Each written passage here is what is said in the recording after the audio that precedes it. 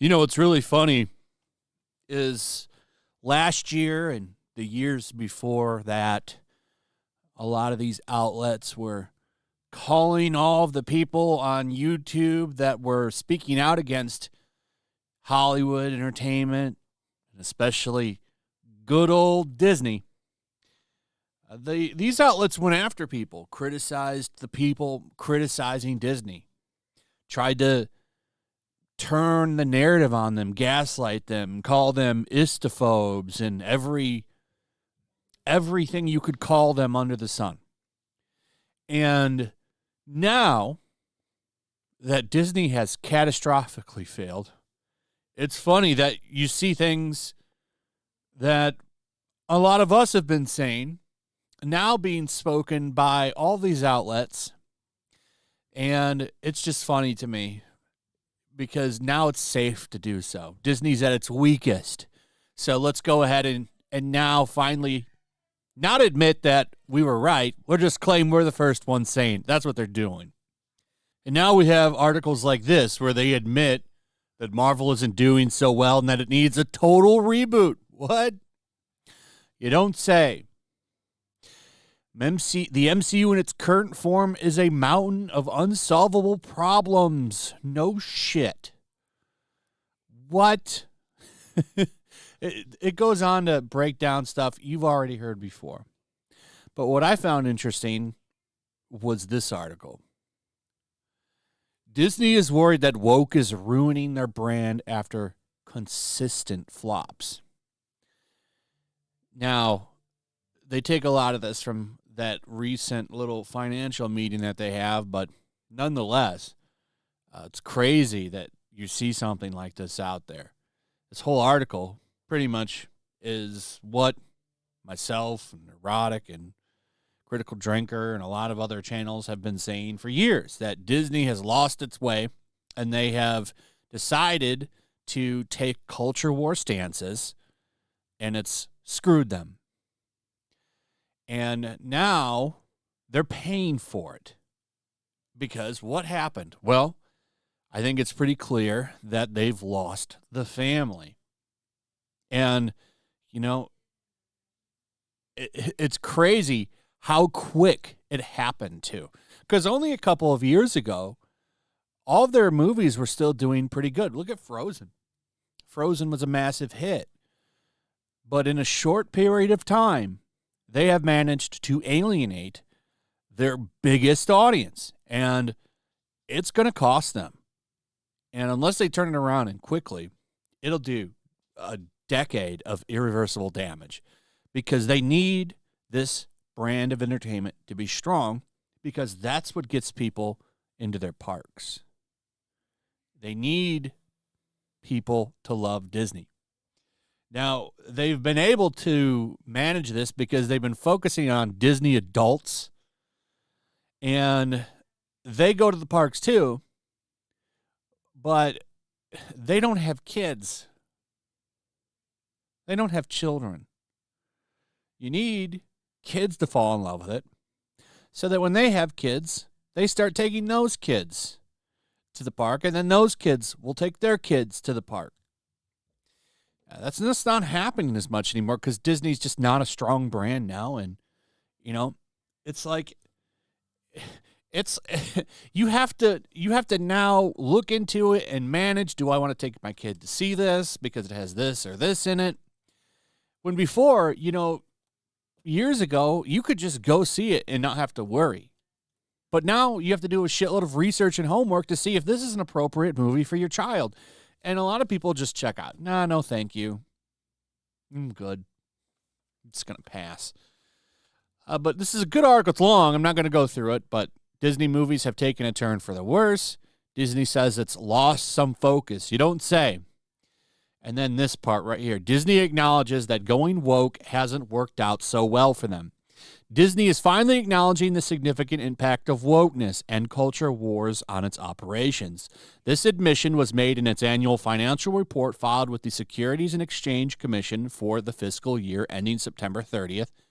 The report highlights various aspects of Disney's performance and future risks. Disney employs about 225,000 workers worldwide and has a focus on creating a more inclusive and diverse workplace. The commitment aligns with the diversity, equity, and inclusion objectives, which focus on reflecting the life experiences of its audience and supporting diverse voices in creative and production teams. Now, what happened that they're not talking about there is that they brought in a lot of these activists when they did this, and they brought in people they wanted, and a lot of the people that really built that company and made that company what it was got pushed out and replaced with inexperienced people that had no idea what they're doing. The proper way to have done things would have been, I don't know, maybe doing some kind of mentorship program with new people and letting these older people that really knew the company and the way that it operated and the way that it made its magic, and finding the right people to replace them someday. But instead, they just let them all go and brought all of these hacks in, and it's really just ran things down into the ground. It's really just ran things into the ground. All of the good Pixar people are at other companies now. Financially, Disney reported revenues of $88.9 billion for fiscal 2023, marking a 7% increase from 2022. Despite the growth, the company has reduced spending on film and TV content, cutting it from $29.8 to $27.2 billion. Iger plans to further reduce content spending to $25 billion per year. Alongside these cuts, Disney has also implemented staff reductions and other expense cuts, achieving about $7.5 billion in cost savings. So this is their plan to tighten the budget, right? Stuff like that, and make less products, more quality-driven products. But it's really not going to matter. You can make a pretty piece of shit. That's not going to make people enjoy your content. You have to get back to making stories that bring people together, not push them apart. That's what Disney used to do. They used to tell stories that brought everybody together. Sure, if they had a little bit of a social commentary or political commentary in there or something, it didn't really matter. Most people still enjoyed it and brought people together. Now it's so in your face. It's noticeable and cringe-worthy the way they put it in there. But instead of bringing you together, at the end they tell you, if you don't like this, you can go F yourself. We don't need or want you. And people listened. Disney's involvement in culture wars and public debates has had widespread effects. The company acknowledges risks related to misalignments with public and consumer preferences, which affect demand and profitability across various segments, including broadcast, cable, theaters, internet, mobile technology, theme parks, hotels, resorts, and consumer products. This misalignment has led to challenges in adapting to market changes and economic or social climates. You don't say. Getting involved in culture war and public debates has had widespread effects. You don't say. Wow, you're crazy telling me that when we live in a political climate where things are divided across the country, like the divide is real. People are scared to talk to each other and see each other as enemies. So you're telling me like that getting involved in that had widespread effects on your company? No shit. What? You mean you pick a hot topic, controversial issue and pick a side on it and people didn't like that? Get out of here. That's crazy. It took them this long to realize this. That's what's funny to me. Further consumers' perceptions of our position on matters of public interest, including our efforts to achieve certain of our environmental and social goals, often differ widely and present risks to our reputation and brands. Disney admitted, acknowledging that consumer preferences impact revenue. This is what's so funny about this. How the hell did you not know that? Right? Like, you know what's going on in the world right now, and you thought that you could pick a side and that this social mob would protect you, quickly realizing that the majority of the mob is just the loudest. They don't really represent actual people in their thinking. It's a bunch of unhinged, strange people that tweet hundreds of times a day, backed up by a lot of bots and so on, that make them sound a lot louder and more important than they actually are. Most of them are just gigantic losers and probably are not the path that you want to follow.